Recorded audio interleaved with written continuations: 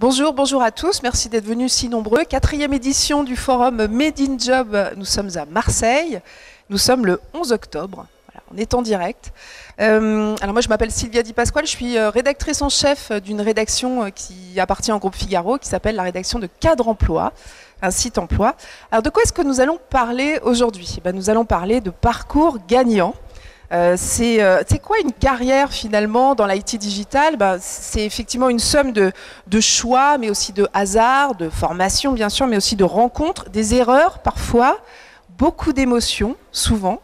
Et puis on s'est dit que le mieux c'était finalement d'avoir des grands témoins qui vont partager avec vous pendant environ 40 minutes de façon à vous inspirer si vous travaillez déjà dans l'IT et que vous avez envie de faire peut-être une reconversion ou si vous aspirez à y travailler, et je crois qu'il y a pas mal d'étudiants dans le public. Bien évidemment, il n'y a pas de recette, mais des ingrédients à picorer et c'est ce que nous allons essayer de vous proposer. Je vous présente nos prestigieux invités d'aujourd'hui. Nicolas Tissot d'abord qui est ici. Bonjour. Bonjour. Alors je vous présente rapidement, on va revenir bien entendu sur les détails des parcours. Vous êtes vice-président du directoire du groupe ADSN. Retenez juste que c'est un peu compliqué, mais ADSN c'est notaire. Alors a priori notaire pas intéressant, mais vous allez voir c'est passionnant. Vous êtes aussi directeur numérique et des systèmes d'information du Conseil supérieur du notariat.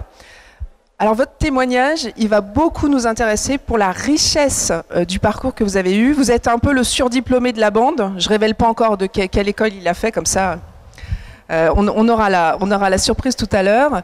Et puis de toute façon, au bout d'un moment, on ne parle plus d'école. Ce qui compte, ce sont les expériences. Donc vous avez piloté des gros projets dans l'IT digital, à la fois dans le public, mais aussi un tout petit peu dans le privé. Vous allez nous dire justement pourquoi vous avez fait cette incursion dans le privé. Et vous dites, j'ai jamais piloté ma carrière, j'ai suivi mon instinct. On y reviendra.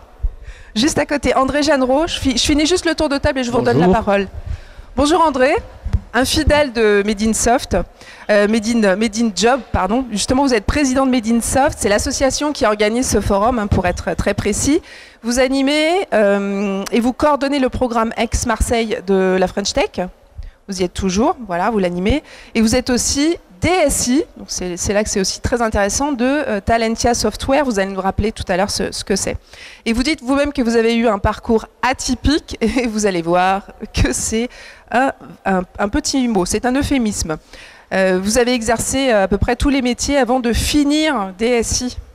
Voilà, la double casquette DSI associative. Finir, oui, c'est André qui l'a dit. Laurent Bayet, juste à côté. Bonjour à tous. Bonjour et bienvenue. Alors vous êtes le DSI, directeur des systèmes d'information de Ops Group. Ops Group, c'est une super belle histoire. Je ne sais pas si certains d'entre vous la connaissent. Implanté à Aix, c'est ça.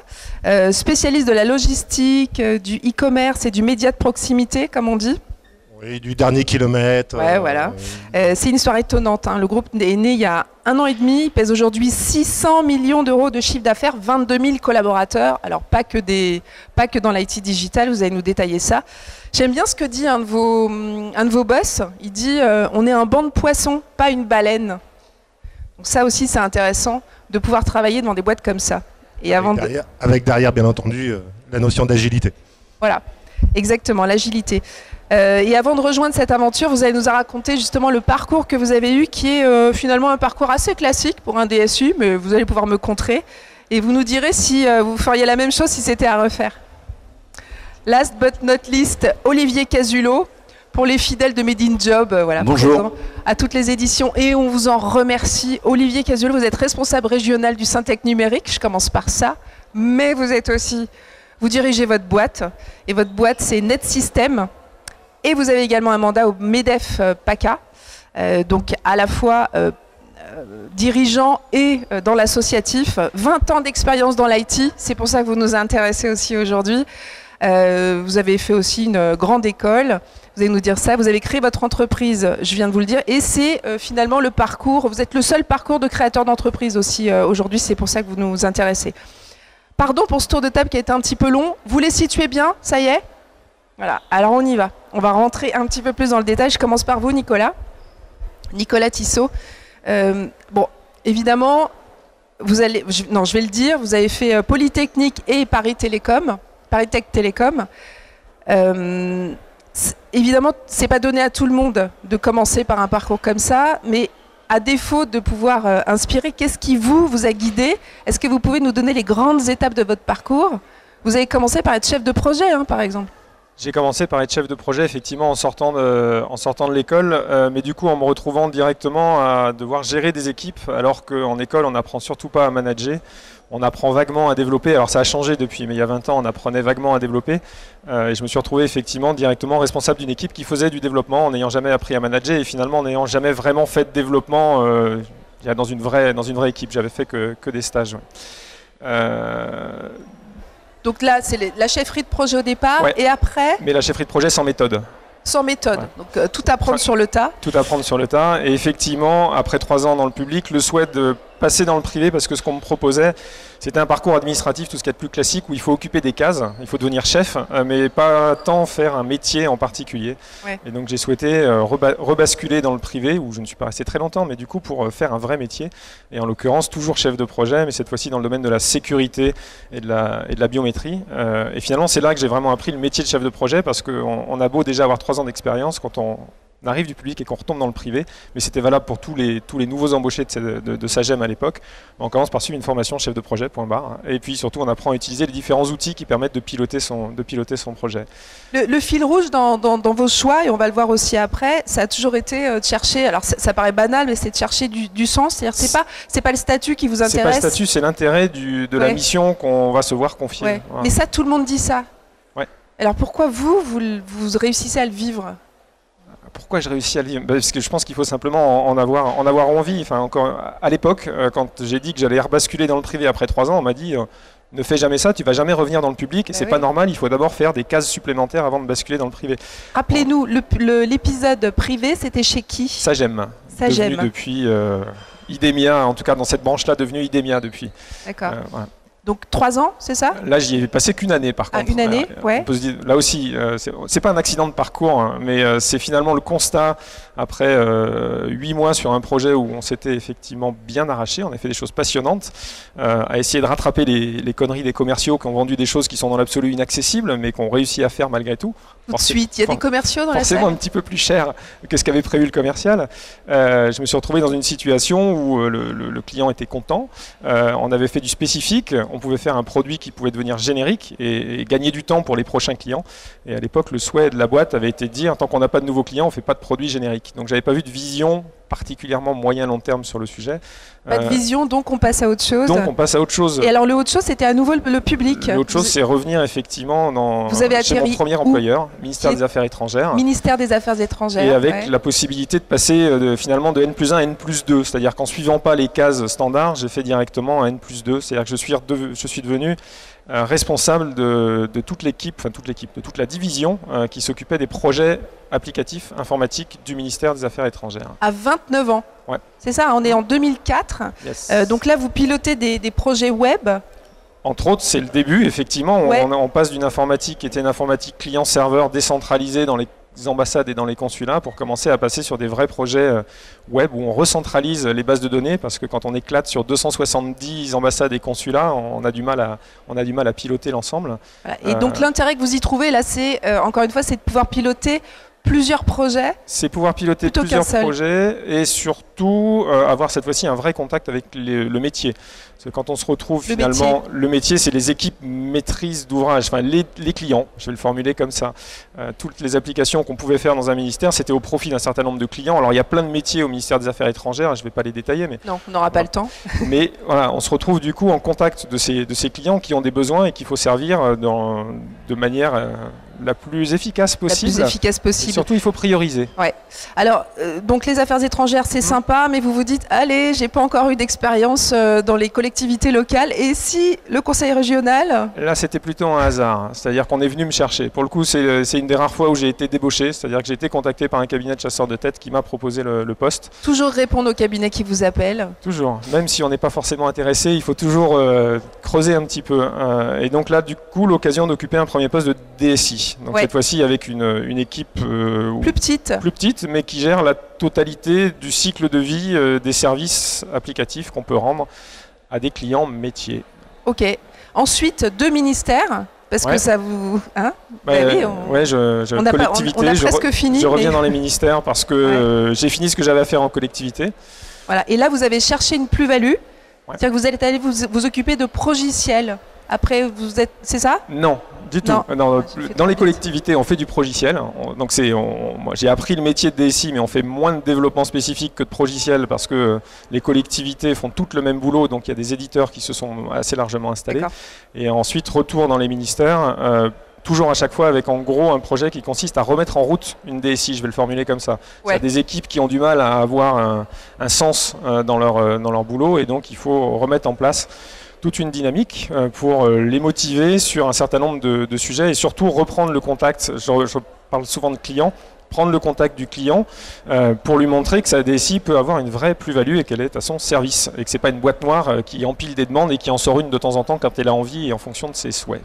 Ok, alors on est en 2016 maintenant, on a fait un énorme saut dans le temps et soudain les notaires, les notaires, je vois des étoiles dans leurs yeux, voilà, donc pourquoi, vous m'avez dit c'est plutôt du hasard, mais pourquoi vous avez été attiré par ce milieu, ce secteur? Alors, pour deux raisons. D'abord, moi j'ai souhaité faire une transition vers le privé. C'est-à-dire qu'après 15 ans de service public, et malgré un petit passage dans le privé, j'avais fait le tour. Voilà, on va dire que j'ai atteint le sommet du service public, donc il y a un moment on a envie de faire autre chose. Et puis surtout, quand on est trop marqué technique, on a du mal à passer côté métier. Donc là, le souhait de basculer dans le privé. Et les notaires, c'est un bon intermédiaire, parce que le notaire, il est à la fois officier public et chef d'entreprise. Donc moi, j'ai trouvé un sens, c'est-à-dire on est là pour rendre service au public, aux citoyens. Et puis un vrai défi aussi, c'est que le notaire, il va avoir vraiment besoin dans les années qui viennent, c'est en cours, mais de devenir de plus en plus chef d'entreprise, parce qu'il est très dépendant de l'État pour une partie de ses missions, et pour le reste, il a tout à faire. Et il a maintenant des outils digitaux à sa disposition qui peuvent lui permettre de développer complètement son activité de chef d'entreprise. Voilà, donc on est sur de la numérisation de métiers entiers, et c'est là en fait que ça vous passionne. Nicolas, je suis obligé de vous enlever la parole parce qu'on est le temps tourne, mais on reviendra. Et surtout, préparez vos questions, n'hésitez pas ensuite. André Jeannereau. Bonjour. Alors, bonjour. Alors rebonjour. Alors vous êtes président de Made in Soft et vous avez aussi en charge la DSI de Talentia Software. Donc Talentia Software, en deux mots, qu'est-ce que c'est? Talentia Software, c'est un éditeur de logiciels qui compte 400 personnes et qui est spécialisé en gestion des ressources humaines et gestion financière. Ok, donc je rappelais tout à l'heure que vous avez eu un parcours assez atypique. Pour finir DSI, est-ce que vous pouvez nous rappeler les grandes étapes de votre parcours? Oui, tout à fait. Après une formation universitaire, j'ai très vite compris que la technique, c'était pas pour moi. Et que sur la base de ce bagage technique, je voulais plutôt accompagner les clients. Et donc je me suis orienté vers le poste de commercial. Et j'ai commencé à Marseille en tant que commercial. Et là, j'ai franchi tous les échelons. Commercial, responsable d'une équipe, directeur commercial, directeur général. Pour finir, au bout de 20 ans, président d'une équipe sur Marseille et d'un agent IBM. Et l'économie étant ce qu'elle est, on connaît des hauts, on connaît des bas, on connaît des échecs, mais c'est pas grave, l'important c'est de se relever. Jusqu'au jour où j'ai eu la chance de pouvoir transférer cette équipe à la compagnie IBM. Et là, je suis passé du statut de PDG au statut d'ingénieur d'affaires chez IBM. Beaucoup mieux rémunéré qu'un poste de PDG, je vous le certifie. À partir de là, j'étais dans une certaine tranquillité, dans un grand groupe. J'ai travaillé pendant 5 ans, j'ai bien gagné ma vie, mais je me suis aperçu que j'étais un matricule, que tous les ans, on remettait les compteurs à zéro, tous les ans, on redéfinissait l'objectif, et tous les ans, il fallait repartir au charbon. Et surtout, qu'on avait fait table rase de tout ce qu'on avait pu faire l'année d'avant. Donc ça n'avait pas de sens. Ça n'a pas de sens, c'est effectivement le parcours de la gagne, mais il n'y a pas d'humain derrière. Et donc je me suis dit, un jour ou l'autre, on va me dire, bah, tu n'as plus ta place sur l'échiquier, donc on a tiré un trait, on a supprimé ton poste. Donc j'ai dit, il faut que je parte avant. J'ai cherché une entreprise à taille humaine sur Marseille parce que mon épouse mène carrière en parallèle et il était hors de question pour moi de quitter la région. Et j'ai trouvé une entreprise marseillaise qui comptait une centaine de collaborateurs, qui était bien implantée également sur Paris, et j'ai recommencé au poste de commercial. Et puis j'ai refranchi les échelons, responsable commercial sud. Et un jour, le président que je connaissais bien, il m'a dit tu as une bonne démarche au niveau commercial, mais tu fais aussi pas mal de marketing. Et j'ai besoin de quelqu'un pour s'occuper du marketing à mes côtés. Donc tu vas monter à Paris, tu feras les allers-retours, ton poste reste attaché à Marseille, pas de souci, et tu fais du marketing. Et j'ai dit banco, j'y vais. Et j'ai fait du marketing, des relations publiques pendant 5 ans. Et en 2007, le groupe financier auquel on appartient a décidé de changer la tête de l'entreprise. Donc c'est là que j'ai eu le plaisir de rencontrer Viviane Chen, que je ne connaissais pas. J'ai découvert à cette occasion, qui a un parcours atypique aussi. Hein. Et Viviane me dit qu'est-ce que tu sais faire? Alors je lui explique mon parcours. J'ai dit j'ai une formation technique et puis j'ai fait du commerce. Elle me dit parce que moi j'arrive, mais j'arrive avec mes équipes, j'arrive avec ma copine, directrice marketing et communication. Donc ton poste, je vais te le retirer en clair. Donc j'ai dit ben, c'est pas grave, je sais faire d'autres choses, donc je vais m'occuper d'autres choses. Elle m'a dit mais tu sais ce que tu vas t'occuper? Tu vas t'occuper surtout de l'informatique. Et donc pendant 1 an, j'ai transféré tous mes dossiers marketing et communication et j'ai pris l'informatique en charge. Au bout d'1 an, elle m'a dit mais l'informatique ça va pas te suffire. Je vais te mettre aussi les services généraux parce que moi je vais racheter des entreprises et j'ai besoin de quelqu'un qui serre les boulons derrière, qui me tienne tout ça et qui gère et qui optimise les coûts. Eh bien, qu'à cela ne tienne, je vais prendre les services généraux. Et aujourd'hui, effectivement, je suis responsable de l'informatique et des services généraux d'un groupe qui fait 300 personnes en France et qui est présent à l'international dans plus d'1 dizaine de pays. Et on connaît une formidable aventure avec ces éléments-là. Bah, je vous disais, parcours atypique. À un moment donné, André, l'associatif est venu à vous. Vous avez eu le goût de l'associatif. Alors, comment ça complète votre carrière, justement, Alors, effectivement, de DSI en tant qu'acteur économique sur ce territoire, au départ, j'approche le Club informatique de Provence, qui regroupe tous les DSI. Et la Chambre de commerce, à l'époque, nous dit, bah, vous savez, l'économie numérique, on ne la voit pas. On ne sait pas qu'elle existe sur ce territoire. Donc, vous devriez faire un cluster. Parce qu'en dehors des DSI, quelle époque, André? C'était en 2003. En dehors des DSI, il y a beaucoup de partenaires, beaucoup d'entreprises qui viennent proposer leurs services à tous ces DSI. Donc on se regroupe et on se dit, bah oui, on va créer un cluster. Donc on a créé le cluster Made in Soft en 2003. Pendant 2 ans, j'étais secrétaire du cluster, puis ensuite j'ai pris la présidence et depuis, j'assure cette présidence. On n'a pas trouvé de nouveau président pour l'instant. Et en 2010, il y a le territoire d'Aix-Marseille French Tech qui dit eh ben, on va déposer une candidature pour être labellisé French Tech. Et donc on a obtenu cette candidature. Et là vous y êtes allé. Et on y est allé. On a animé pendant 3 ans l'écosystème. On ne l'anime plus, mais on reste présent aux côtés de l'équipe French Tech. Et de cette expérience, surtout, j'ai participé avec une formidable expérience qui s'appelle France IT, dont je suis président également, et qui regroupe les clusters des différentes régions. Et ça me donne l'occasion d'aller voir dans les autres régions ce qui se fait de bien. Et c'est comme ça qu'en découvrant ce qui se fait à Lille, on a pris l'idée du Financial Innovation Day qu'on a organisé il y a 10 jours ici.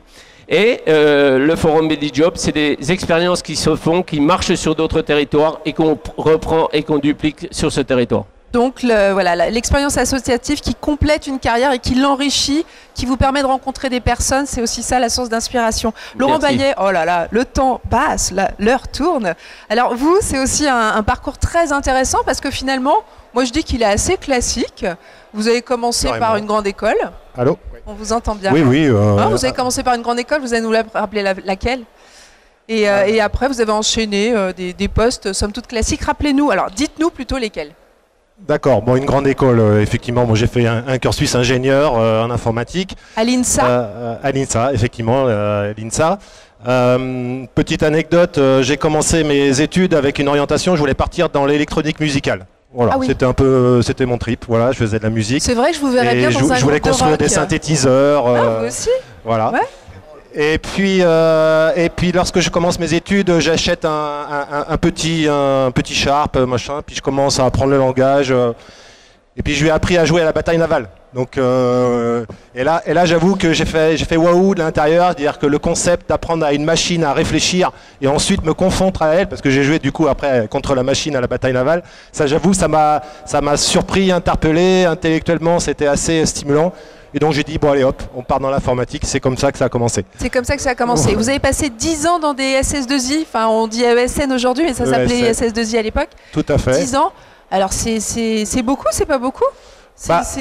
Je dirais c'est un tiers de ma carrière, donc non, c'est pas tant que ça aujourd'hui. Mais ça vous plaisait visiblement. Ah oui, c'était de passer de client en client. Bon, d'abord ça s'est fait très simplement pour démarrer, mais j'y suis resté 10 ans. Pourquoi ? Parce que on apprend énormément de choses, et j'ai découvert aussi ce qui m'intéressait dans mon métier de l'IT, c'est en fait d'apprendre le métier des autres. C'est-à-dire que je ne conçois pas que la technologie soit autonome, elle n'a aucun sens en soi, c'est l'objectif qui est important, et ça j'ai beau le répéter à tous mes collaborateurs, ce que vous faites ça ne sert à rien, c'est la finalité et ce pourquoi c'est fait qui est important. Donc pensez toujours à ça dans votre métier. Donc j'ai appris plein de métiers, que ce soit sans être au ministère, j'ai travaillé pour des ministères des Finances, des projets nationaux, dans l'avionique avec la fusée Ariane, les projets routiers également, sur les projets Siredo, dans la banque, le couponing. Enfin, voilà, j'ai fait plein de métiers, et ce qui m'a beaucoup intéressé dans cette période-là, c'est en fait d'apprendre le métier des autres. Alors ensuite, 2 expériences. Vous êtes resté 13 ans chez Spire Communication, et vous êtes ensuite resté, j'ai pas calculé, 5 ans je crois, chez Colis Privé. C'est ça. Alors, quelques mots sans sur doute un peu de maturité, la fibre paternaliste qui commence à arriver. J'avais envie de voir mon bébé grandir. Donc les projets que je fais dans le service, vous les délivrez, à un moment donné, c'est fini, vous avez livré, vous passez à autre chose. Et j'avoue que là, ça commençait à pêcher au bout de 10 ans. J'avais envie de construire des choses et de les voir grandir. Donc c'est pour ça que j'ai décidé de quitter les ESN. Et effectivement, je suis rentré dans le groupe Spire Communication en tant que responsable des développements spécifique au sein de la DSI. Et ensuite, j'ai eu plusieurs parcours, directeur qualité, directeur de projet en relation avec la direction générale et tout ça. Et donc là, j'ai appris encore une fois d'autres métiers. Donc là, c'était dans l'encart publicitaire, la petite annonce, la distribution de prospectus. Voilà, j'ai encore appris plein de métiers, mais avec une notion où là, tout le travail que l'on faisait, on en récoltait à la fois les fruits et puis parfois aussi les reproches, parce que quand il y a des bugs, il faut savoir les assumer. Mais au moins, c'est un tout et on construit quelque chose avec le temps. Et Colis Privé 2012, alors Colis pourquoi ? Privé, en fait, c'est une histoire pareille. Une filiale de Spire Communication qui s'appelait Adrexo Colis, qui est vendue par le groupe, reprise par des actionnaires privés. Et comme j'avais déjà un petit peu travaillé sur le sujet du colis, à la refonte du système d'information, on m'a proposé de devenir le DSI de cette nouvelle société qui aujourd'hui s'appelle Colis Privé. Et pendant 5 ans, donc j'ai quitté le groupe Spire. J'ai eu toute l'informatique, toute l'organisation et le système d'information à reconstruire. Et là, c'était un gros challenge. En 4 mois et demi, il a fallu tout refaire. Donc, c'était jour, nuit, week-end, enfin voilà. Mais on y est arrivé. Et pendant 5 ans, dans un esprit start-up, on a fait une des plus grosses sociétés, le challenger principal, je dirais, par rapport à l'opérateur historique. Aujourd'hui, on est très, très présent en termes de pénétration sur cette activité. Ouais. Et là, Colis Privé, pour ceux qui ont suivi un peu l'histoire, a une petite entreprise internationale dans son capital qui s'appelle Amazon, à 25%. Et bien sûr, quand un Américain rentre à 25%, en général, il ne s'arrête pas là. Amazon décide de prendre 100%. Et je vais être très court, l'opération ne s'est pas faite. Nos actionnaires décident de faire autrement. Et c'est là qu'ils reprennent des activités de Spire Communication qui sont à la vente, entre autres Adrexo, le GIE qui regroupe tous les services support ex-CIP qui est devenu la holding, pour construire, je dirais, de janvier 2017, oui c'est ça, il y a 1 an et demi, un nouveau groupe qui s'appelle OPS, donc c'est Holding Ponce Pommier Salabert, Ponce Pommier Salabert étant les 3 noms des actionnaires. Ouais.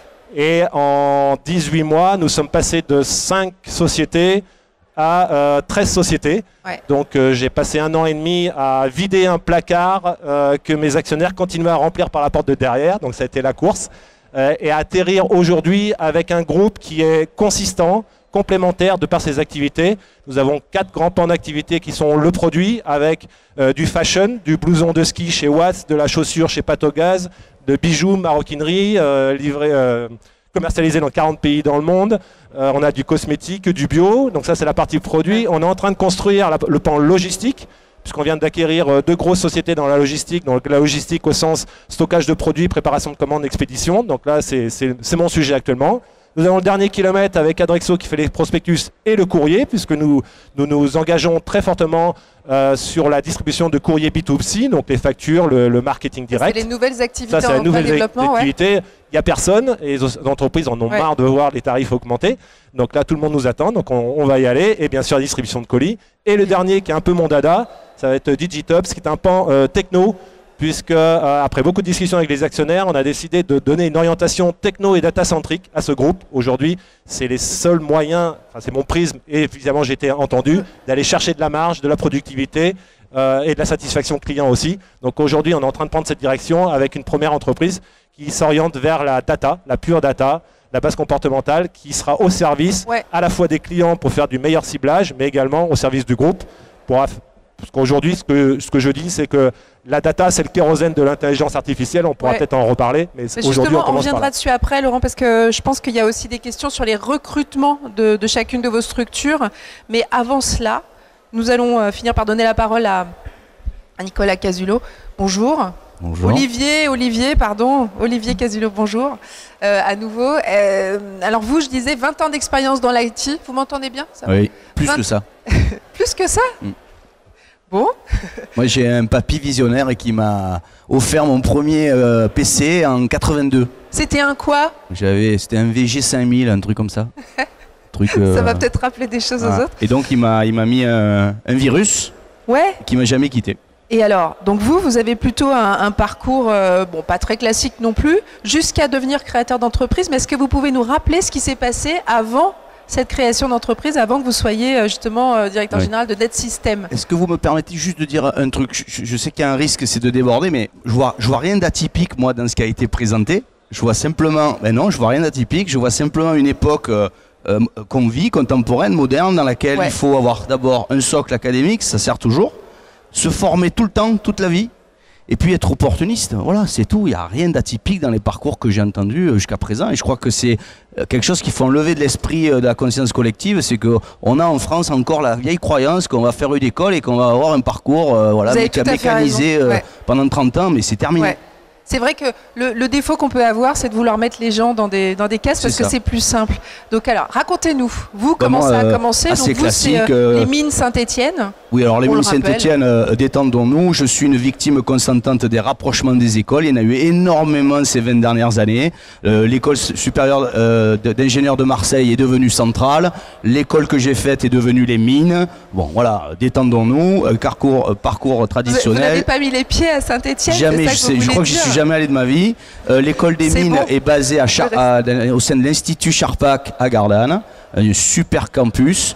Et voilà, donc oui, si vous voulez, j'ai fait l'école supérieure d'ingénieurs des mines de Saint-Étienne. J'ai surtout fait un bac C, des classes préparatoires aux grandes écoles, et ensuite un parcours dans une école d'ingé à Marseille. Alors pour les jeunes qui sont là, évidemment, c'est la préhistoire. C'était en 99-2000, hein, c'est ça? C'était la préhistoire. On est tous des dinosaures pour eux. Mais justement, ce qui est intéressant, c'est de voir comment vous avez navigué. Donc d'abord chez Devoteam, hein, c'est ça? Vous avez commencé par Devoteam. Alors dinosaure, 92 le bac, ensuite l'école d'ingé, ensuite j'ai démarré chez... C'est vrai, mais vous voulez que je vous raconte mon parcours? C'est pareil. Chez Devoteam. Sauf qu'à un moment donné, vous avez été agile. Alors, je vous laisse parler. Devoteam sur du conseil. Ensuite, bon, vu l'accent que j'ai, mes acquaintances, j'avais qu'une envie, c'était de revenir à Massilia. Voilà. Et là, il y avait un projet extraordinaire dans une entreprise extraordinaire qui est toujours là, qui s'appelle Avenir Télécom, de création d'un fournisseur d'accès Internet, qui s'appelait NetUp. Ça a été une aventure incroyable parce que c'était la période qu'on a tous connue d'euphorie totale, 98, 2002, le web, les télécoms, Internet, voilà, on a tout fait dans cette boîte. On faisait du streaming vidéo sur des modems à 56 kilos, donc je vous dis pas, les images elles passaient comme ça. Mais si, ça existait. Et oui, ça existait, c'était avant la DSL. Et il y avait tout à construire, et cette société marseillaise avait 450 000 abonnés en 2001 quand Wanadoo, alors je ne sais pas si ça parle, Wanadoo, en avait 750 000. Donc c'était vraiment un succès. Après, malheureusement, comme l'a dit André, éclatement de la bulle Internet, il y a des difficultés économiques. 2001, ça explose. Voilà, la boîte a eu du mal à se restructurer. Et puis, plan social, etc. Et donc là, c'est là qu'André, quelque part, sans le savoir, est rentré dans ma vie. J'ai rejoint une société qui s'appelle Digitech, que j'ai, dans laquelle je suis resté jusqu'en 2010, et j'ai fait aussi un parcours 7 ans, 7 ans en passant successivement de fonctions directeur d'exploitation, directeur technique. Ensuite, j'ai embrassé des fonctions de gestion des opérations jusqu'à la direction générale. Et voilà, j'avais 35 ans, ce qui est assez jeune. Et à 35 ans, je me suis dit, bon, c'est bien, c'est super, c'est génial, c'est très intéressant. Je me suis éclaté pendant 3 ans à ce poste. Mais j'ai eu peur à un moment donné de me dire, tu vas te glacifier là pendant 10 ans et à 45, 46 ans, si tu dois rebondir, qu'est-ce que tu vas faire? Vous avez anticipé? Alors, je ne sais pas si j'ai anticipé, mais ouais, j'ai sauté dans le vide parce que j'avais envie de créer mon activité. Et donc, en 2010, j'ai créé un petit cabinet de conseil. Grâce au meilleur outil qu'offre la France pour créer des entreprises, c'est le chômage. Et donc, pendant 23 mois, j'ai bénéficié de cet outil-là pour créer mon activité. Et aujourd'hui, par la force des choses, le développement, le travail, on est 25. Donc c'est Net System, hein, c'est ça, et qui existe depuis 2010. Depuis 2010. Aussi, voilà. Donc vous avez en parallèle, un peu comme André, pris un mandat de représentant du MEDEF, PACA, ça c'est depuis 3 ans je crois. Alors très concrètement, l'associatif c'est quelque chose pour moi d'essentiel, parce que c'est aussi d'abord fédérer nos activités, les servir et leur rendre ce qu'elles nous donnent. Ça me semble très très important ça dans la vie. Et pour être concret, c'est monsieur qui est là, André Jeannereau, qui m'a proposé en 2010 d'être délégué régional du Syntec numérique. Donc c'est la branche qui fédère les entreprises du secteur. Et c'est à ce titre-là, en tant que représentant régional du Syntec numérique, qu'ensuite on m'a proposé un mandat au sein du MEDEF régional pour porter la voix des entreprises du numérique au sein du MEDEF et de toutes les filières qui sont représentées. André, pourquoi vous lui avez proposé à lui, à Olivier Calusio, qu'est-ce qu'il avait dans son parcours qui vous a inspiré, qui vous a donné envie de lui donner de lui proposer cette responsabilité? Qu'est-ce qu'il a apporté? Il a surtout une entreprise qui lui permet de naviguer entre Marseille et Paris. Ah, c'est important. Beaucoup de ses clients sont sur la région parisienne. Et le fait de faire les allers-retours toutes les semaines sur la capitale nous permet d'être proche des centres de décision. Et Syntec numérique, bon nombre de réunions et de commissions sont à Paris.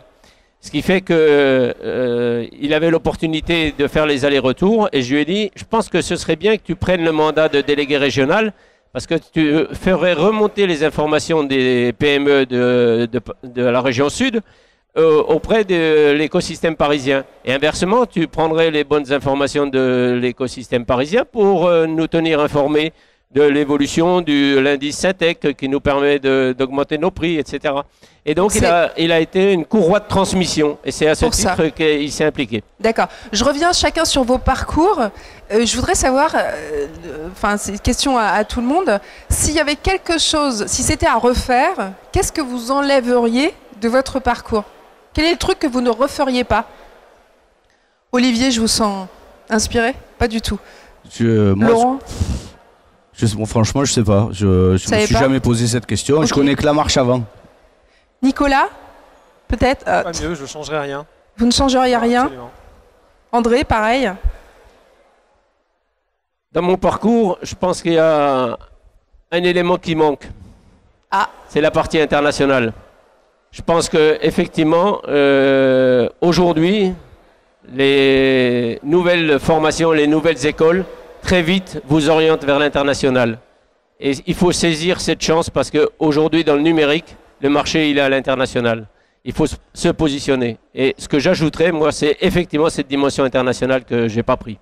Laurent, est-ce qu'il y a quelque chose que vous ajouteriez ou que vous enlèveriez? Alors, déjà, je vais aller tout à fait dans son sens.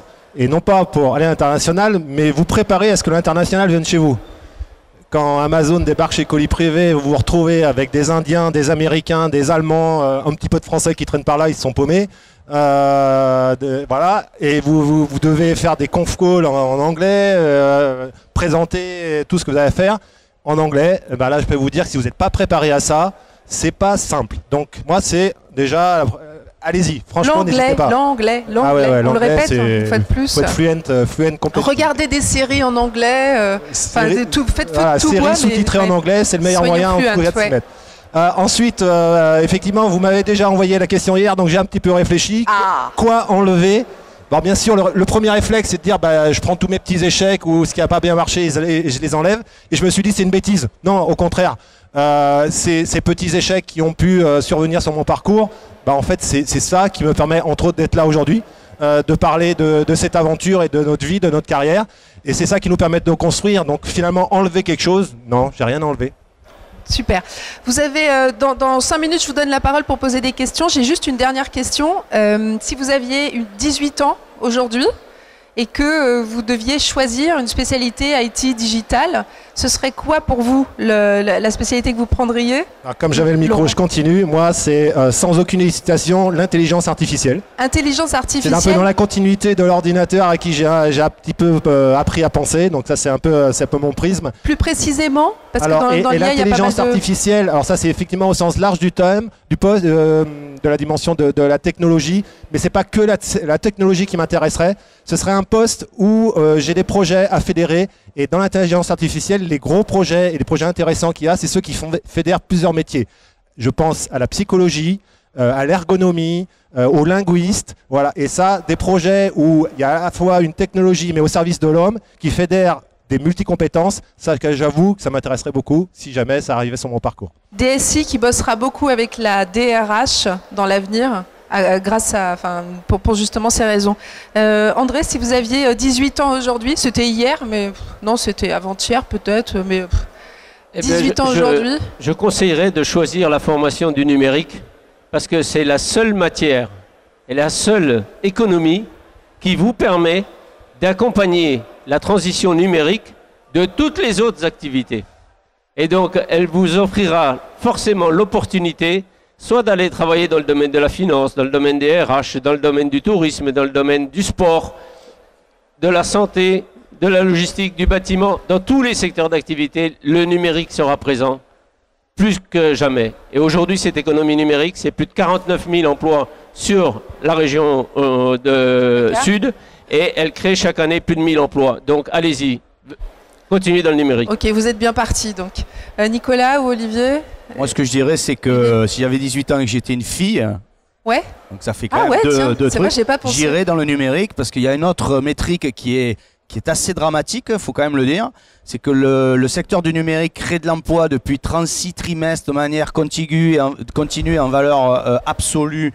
Il est créditeur, c'est-à-dire qu'on nous dit toujours non mais ça détruit de l'emploi, c'est pas vrai, ça crée de l'emploi. Et on est en pénurie. On est en pénurie de compétences, de talents, de ressources. Et en particulier, il y a pardon de parler comme ça, mais il y a un gisement énorme. C'est qu'à partir du bac, alors qu'on a 50% de garçons et de filles en filière scientifique, la moitié fuit directement au niveau du cycle universitaire ou école d'ingé. Il n'y a plus que 23% ensuite de femmes dans l'économie du numérique aujourd'hui, alors qu'il y en a environ 47% dans tous les pans de l'économie. Ouais. Donc ça, c'est assez incroyable. Il faut que nous, on se remette en question sur l'image qui est véhiculée et il faut absolument que les femmes, les filles, peu importe, viennent gagner nos métiers. Ouais.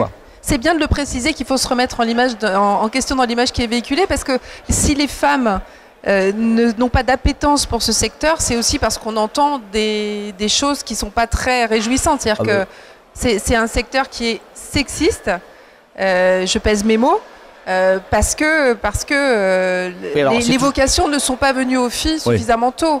Il n'y a pas un poids suffisant de filles dans ce secteur pour cela, mais c'est en train de changer. Alors, ça aussi, c'est pardonnez-moi, mais il y a tout change dans la vie, hein, pour peu qu'on ait envie que ça change. Et donc effectivement, moi du sexisme dans le secteur, dans mon quotidien, j'en vois pas. Je pense que c'est aussi générationnel avant tout le sexisme, pardon pour les aïeux. Aujourd'hui, il n'y a pas de sexisme, tout le monde a sa place. Par contre, dans l'inconscient collectif, effectivement, les métiers de l'informatique, c'est là dont on vient, hein. D'où on vient, pardon. On vient pas du numérique ou du digital, c'est l'informatique. Et l'informatique, c'est technique. Et ce qui est technique, ça n'a jamais attiré les femmes. Voilà, c'est tout, hein. C'est ça qu'il faut réformer. Nicolas, si vous aviez 18 ans aujourd'hui, quelle spécialité choisiriez-vous? Je saurais pas choisir. Je repartirais sur un cursus ingénieur et en algorithmie parce que c'est important de comprendre comment ça fonctionne. Enfin, il y a tellement de métiers dans le numérique il y a de quoi s'occuper absolument partout. Sur la partie algorithmie, qui est derrière l'intelligence artificielle, qui est derrière la data science, qui est derrière la blockchain, enfin toutes les technos dont vous entendez parler, c'est extrêmement pointu derrière, et je pense qu'il y a des choses passionnantes à voir et à faire là-dedans, parce que celui qui comprend comment ça fonctionne, il détient finalement une partie des clés de l'avenir. Maintenant, je rejoins aussi ce que disait Laurent. Pour faire du développement, de plus en plus, il ne s'agit plus de faire de la technique, il faut aussi comprendre ce que fait son client, c'est fondamental. Toute la partie expérience utilisateur, vous pouvez faire le plus beau produit du monde sur le plan technique qui fonctionne nickel. Si l'utilisateur n'arrive pas à s'en servir, ça ne marchera pas. Et c'est là aussi où je pense qu'il y a une place importante à occuper.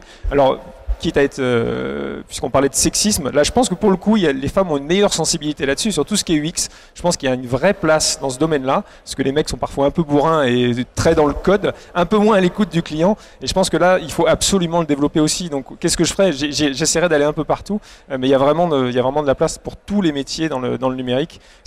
En gardant vraiment, ça je pense qu'on n'insistera jamais assez sur le sujet, il faut être centré sur son client, son utilisateur final. Client-centric, on retiendra le message. Laurent? Je suis entièrement d'accord sur ce sujet. Il y a un créneau qui est super important et difficile à couvrir aujourd'hui. En français, on appelle ça de la maîtrise d'ouvrage. Chez les Anglais, c'est plutôt du product owner. Ce sont des gens qui sont capables de faire le lien entre le métier et la technologie. Et là, il y a vraiment une grosse pénurie. On ne trouve personne. Ce sont des gens qui doivent être multicompétences. Donc avoir une notion technique, mais avoir d'autres compétences à côté, et c'est très difficile d'en trouver aujourd'hui. Donc s'il y a un créneau à pénétrer, c'est celui-là. Voilà, message passé. Fin de ce débat, les questions. Est-ce que vous avez des questions à poser à nos invités, à nos participants? Ouais, j'ai une question ici. Je vous donne le micro parce que c'est enregistré, comme ça on pourra vous entendre. Bonjour, présentez-vous. Développeur web junior en formation. Ah, excusez-moi. Fort. Pas bien. Comme ça. Voilà. J'ai une question. Quand on n'a pas fait une classe préparatoire, ni une grande école, comment on fait pour réussir dans le numérique, tout simplement? On a fait une... voilà, une fois qu'on a fait une classe préparatoire et une grande école... Pardon? Ah, quand on n'a pas fait. Quand on n'a pas fait ni classe prépa ni grande école, comment on fait pour réussir? Je vais laisser les sachants en parler, pour ceux qui ont fait des grandes écoles ou voire les très grandes écoles. Mais ça, il faut le lever de la tête tout de suite, quoi. Hein. Mais c'est fini, ça. Aujourd'hui, il y a un dispositif qui s'appelle Simplon, qui forme des jeunes gens issus des quartiers difficiles, qui sont là aujourd'hui. Voilà. Et ben voilà. Là, tu vois, comme quoi je fais ça, ça s'appelle un carreau en place. Qui sont des... Est-ce qu'on ne se connaît pas? Et qui embrassent des filières de numérique, qui vont être formés très rapidement au digital. Et après, je veux dire, tu as un boulevard devant toi, quoi. Et l'école d'ingé, and so what? Et c'est une école, alors Simplon, c'est l'école de la deuxième chance, hein, c'est bien ça. Et donc c'est une école qui... Pour moi, Simplon, je n'ai pas la définition exacte. Pour moi, c'est surtout un dispositif qui a été monté en faveur, effectivement, de jeunes gens issus de parcours difficiles qu'on veut former sur des circuits courts à nos métiers en partenariat avec des entreprises qui les intègrent très rapidement. Voilà. Et c'est que pour des jeunes gens ou c'est également, enfin je ne sais pas si quelqu'un peut répondre, ou c'est également pour des adultes qui souhaitent se reconvertir dans le numérique? Il y a des adultes aussi, je crois, dans Simplon. Je crois pas, hein, c'est vraiment des jeunes. Hein. Non, je pense que c'est surtout des jeunes gens qu'on veut ramener parce que le numérique aujourd'hui a du mal de trouver les bonnes compétences. Donc on prend des jeunes gens qui sont motivés, qui sont intéressés par les outils technologiques et en quelques semaines, encadrés par des personnes de l'école centrale, ils sont accompagnés pour réaliser un projet de coding. Maintenant, l'étape suivante, une fois que vous avez fait cette formation de quelques mois à Simplon, l'étape suivante, c'est très vite d'aboutir dans une entreprise qui vous accueille et qui vous accompagne parce que c'est sûr que quelques semaines de formation pour apprendre un langage n'est pas suffisant pour donner un équivalent, mais vous allez pouvoir progresser. Il faut se tenir proche, et c'est l'objectif de ce genre de forum, d'être au contact des entreprises, de telle sorte qu'avec des programmes de professionnalisation, de poursuite de cette formation en alternance, vous puissiez franchir pas à pas les échelons et grandir dans le domaine du numérique. Très bien. Est-ce que vous avez des questions sur les recrutements? Profitez-en, ils sont là. Il y a peut-être des offres de stage, de recrutement. Alors, je voudrais juste donner une information en termes de recrutement. Effectivement, chez Talentia Software, on recrute aujourd'hui des consultants.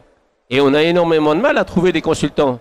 Les consultants qu'on recrute, c'est des personnes qui ont une spécialité de gestion financière ou de gestion de ressources humaines et surtout qui acceptent la mobilité pour pouvoir se lever tous les matins pour aller mettre en place les projets chez les clients. On recherche consultant. Mais le fait d'accepter cette mobilité, ça donne un enrichissement personnel et professionnel énorme. Et je peux vous dire que Viviane Chen, qui est notre présidente, quand elle était comptable chez un grand chocolatier, un jour, elle s'est dit, je vais faire consultante. Et de consultante, en ayant franchi tous les échelons, elle s'est retrouvée présidente de Syntec, de la fédération. Là, ça donne envie. Et aujourd'hui, elle est présidente d'une entreprise qui fait 450 personnes. Donc, il y a du potentiel en embrassant Laurent, vous vouliez réagir? Pardon, André. Oui, juste un petit complément. Réussir, il est clair que le diplôme, ça aide au démarrage. Bon, ça, j'enfonce une porte ouverte. Mais excuse-moi, il n'y a pas besoin de faire polytechnique. Soyez polytechnique. C'est-à-dire, soyez curieux, apprenez, et là, et faites vos preuves. Moi, j'ai rencontré des entreprises qui embauchent des gens qui n'ont 0 diplôme. Sauf que les gars, c'est des vrais geeks. Et aujourd'hui, il y a des gens, des vrais geeks, on en recherche. Hein. D'autres questions?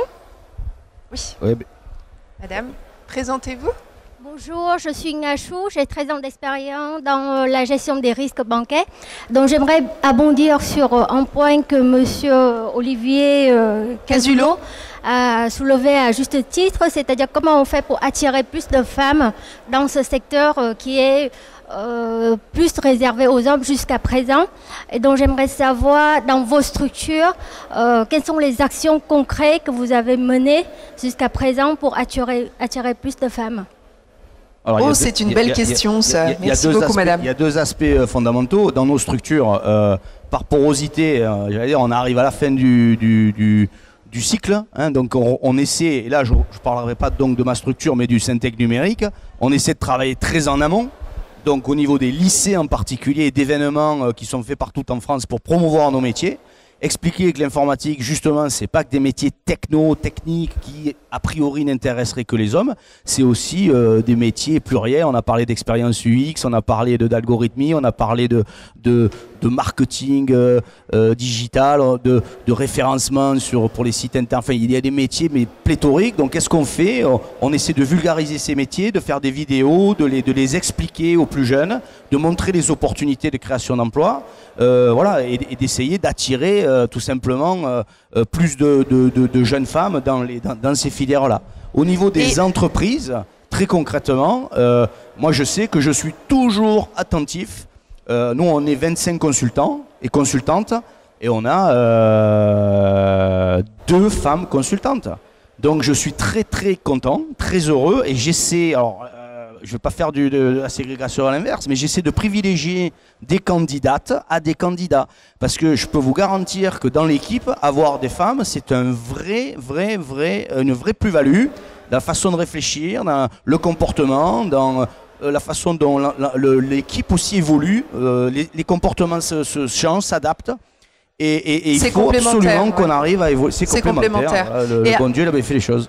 Est-ce que vous connaissez des entreprises qui font des programmes de mentoring pour les femmes? Parce que c'est vrai que les rôles modèles dans les entreprises, c'est quand même très très efficace et c'est concret surtout. Est-ce que certains d'entre vous le font? Vous avez Syntec Numérique qui a quand même lancé une initiative, c'est Femmes du numérique. C'est-à-dire que toutes les femmes qui travaillent dans le numérique et qui ont des postes à responsabilité se sont regroupées pour dire aux femmes, venez travailler dans le domaine du numérique. Et pourquoi venir travailler dans le domaine du numérique? Parce qu'aujourd'hui, les employeurs s'adaptent aux contraintes qu'on peut avoir de la vie familiale. Et le numérique, plus que toute autre profession, vous permet de faire du télétravail, vous permet de travailler n'importe où. Et donc, c'est totalement compatible, quelles que soient les contraintes administratives ou professionnelles ou personnelles qu'on peut avoir. Il n'y a pas que le télétravail, parce que ça concerne également ces messieurs, mais c'est vrai que c'est un élément qui peut être intéressant. Est-ce qu'il y a d'autres initiatives concrètes pour répondre à madame dans les boîtes où vous êtes? Alors juste une petite parenthèse quand même, ce plateau est complètement masculin. J'ai demandé à Samuel. Il y a vous qui êtes quand même. Alors voilà, mais je ne suis pas dans le numérique. Enfin, si, remarquez, je suis un peu dans le numérique. Mais en fait, j'ai demandé à Samuel et effectivement, Samuel a eu du mal, n'est-ce pas, Samuel? Tu as eu du mal à avoir une participante. Viens. Explique-nous pourquoi. Explique-nous pourquoi tu n'as pas réussi à avoir d'intervenante féminine. Il y a des intervenantes féminines, notamment sur la table de 11h, en bon nombre. Évidemment, il y a 86% de femmes sur le secteur aujourd'hui. Il y a des actions, et je remercie Madame d'avoir posé la question, puisque le fil rouge, c'est aussi de poser effectivement cette question de la mixité. On a travaillé avec un atelier effectivement sur Aix-en-Provence pour aborder ce sujet, et chacun travaille pas à pas. On reviendra entre midi et deux sur les actions mises en place concernant la mixité, et je vous confirme qu'il y a une égalité de salaire pour les femmes effectivement sur le secteur de l'IT et du digital. Super. Et donc, je complète la réponse de Samuel en disant qu'en fait, souvent, les femmes, pour des débats, et je peux vous le dire, c'est souvent le cas, s'auto-censurent. C'est-à-dire que ces messieurs arrivent à prendre la parole et les femmes de moins en moins. Donc, mesdames, quand on vous sollicite pour des interviews et des participations à des conférences, dites oui, s'il vous plaît. Et Samuel fait beaucoup d'efforts là-dessus, et je le sais, mais il y a souvent des noms. Hein. Bon. Mais les tables rondes suivantes, elles seront un peu plus mixtes. Merci Samuel. J'ajouterais juste que chez Made in Soft, on a mis la parité au niveau du conseil d'administration depuis cette année. On a réussi. Bravo. On a autant de femmes que d'hommes dans le conseil d'administration. Et je peux vous garantir que depuis 1 an, elles ont apporté une énergie phénoménale au sein de l'association. Mais oui. Elles se sont même intitulées les Lyon by Made in Soft. Wow. Et donc, je vous garantis qu'il y a du punch et que ça fait presque peur. Olivier, on sent votre sincérité, pas de problème. C'est vous qui avez amené ce sujet, d'ailleurs, hein, sur le débat. Ah oui, bon, sincère, c'est une de mes caractéristiques, oui. Ouais, on va peut-être, on va devoir clore cette conférence, à moins que vous ayez chacun un petit mot à ajouter. Moi, ce que je voudrais dire, c'est qu'il faut qu'on prenne tous un peu de hauteur. C'est important. Le numérique est vecteur d'emploi, le numérique c'est un sujet d'avenir. Il faut impérativement que la région, la France, se mobilise de manière, mais j'allais dire totale sur ces sujets-là. C'est un enjeu aussi de position demain et de notre économie. Donc venez gagner nos filières. On manque, on est un peu schizophrène en France parce qu'on est en pénurie de compétences sur ces marchés-là. Ça veut dire quoi? Ça veut dire que concrètement les entreprises ont des difficultés à recruter des développeurs, des ingénieurs, des gens dans les infrastructures, les réseaux, les télécoms, dans toutes les branches. Donc mécaniquement, les prix du marché des collaborateurs montent, hein, pénurie, offre-demande, les salaires augmentent, et le marché économique, au même moment, lui, dit qu'il n'est pas prêt à payer le service. Donc on est dans une espèce de phénomène d'étranglement qui est dangereux. Une des façons de libérer ces énergies face à nos concurrents qui sont à nos portes et qui ne se gênent pas pour venir nous taper dessus, c'est de former aussi des gens qui sont en transition professionnelle parce qu'ils ont une difficulté, de changer de secteur. Il y a des gens de l'association ici qui sont présents, Gérard Murati qui s'occupe de la partie formation. Et j'allais dire formation tout au long du parcours de carrière. Il faut vraiment venir gagner nos métiers parce que c'est là que se joue l'avenir, très concrètement. Olivier Casulot, merci infiniment. Laurent Baillet, André Jeanneraud et Nicolas Tissot, merci d'avoir accepté de participer à cette conférence. À très bientôt.